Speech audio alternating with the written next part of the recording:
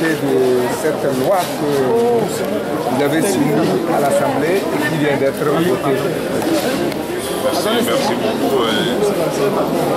Comme vous étiez dans la salle, le projet de loi portant statut spécial de la police nationale vient d'être adopté par l'Assemblée nationale.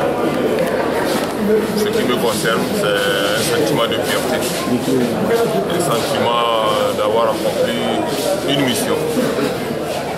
Aujourd'hui, la police nationale, nous sommes au 10 juillet, c'est un peu bizarre.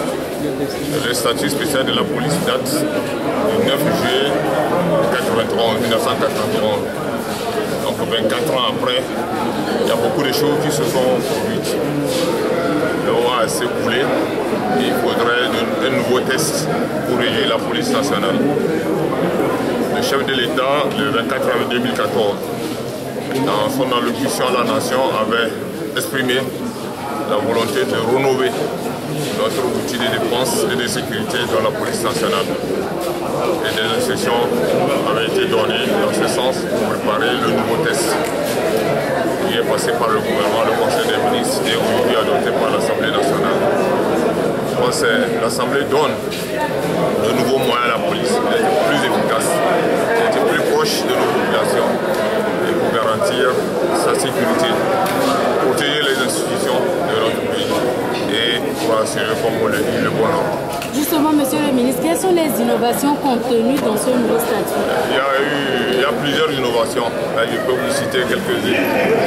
Par exemple, la création du conseil consultatif de la fonction policière, qui peut être considéré comme une petite assemblée de réflexion, qui va proposer des moyens pour améliorer les conditions de travail et de vie des fonctionnaires de police.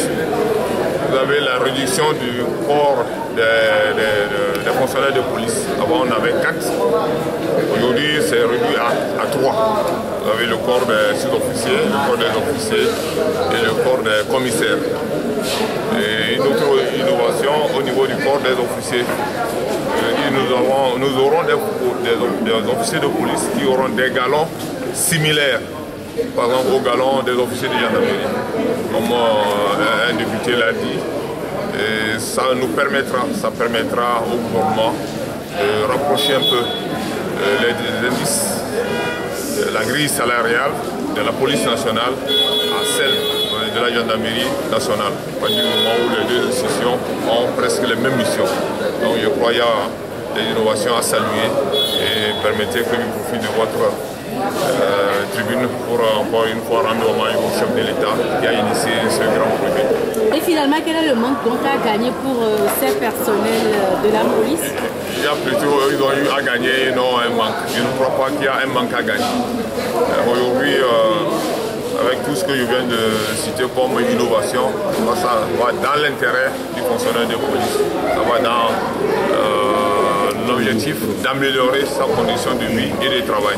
Donc je ne pense pas qu'un fonctionnaire de police conscient va regretter le vote de cette loi. L'Assemblée vous a donné le bénéfice maintenant quand les décrets d'application. Je crois au même moment que le projet de loi était en préparation, le projet de décret d'application était également en préparation. Je peux vous dire que les projets de décret sont au niveau du secrétariat général du gouvernement et ça va être adopté très bientôt. Merci.